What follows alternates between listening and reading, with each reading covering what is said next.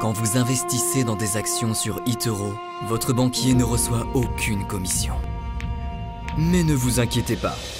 Après un week-end de ski à Chamonix, un smoothie à la noix de coco et un massage à 4 mains, il finira par s'en remettre.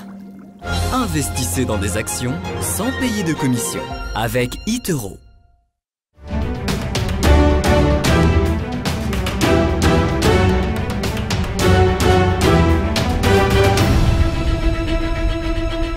Si on s'intéresse à Microsoft, on a vu qu'il y a encore un petit peu de croissance. Il y avait des chiffres qui en avaient attesté, mais pour combien de temps encore ?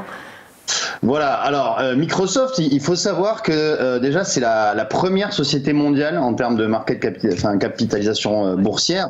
Ça pèse 1350 milliards, donc devant Apple et devant Amazon.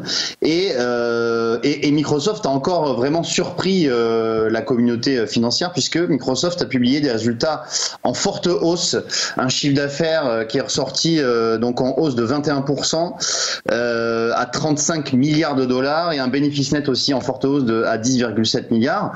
Ceci a été à cause de principalement deux raisons, notamment son application Teams, son application de visioconférence, donc a bondi de 1000% sur le seul mois de mars. Donc ça, c'est bien sûr dû au confinement et l'essor du télétravail qui a permis donc à son application vraiment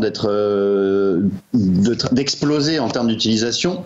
Et aussi c'est sa plateforme cloud Azure qui ne cesse de flamber en termes de croissance. On a encore 59% ce trimestre, après 62% le trimestre précédent.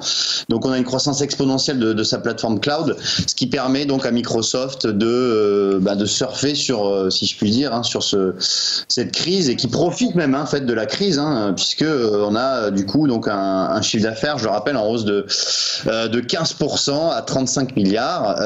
Si on regarde un petit peu le cours de bourse, eh bien on a un titre Microsoft en fait qui avait baissé, comme tout l'ensemble des valeurs au mois de mars. On a une baisse en fait de 30% entre le sommet historique qui était le 19 février et la baisse le 16 mars. Mais depuis on a repris 30% sur le titre Microsoft.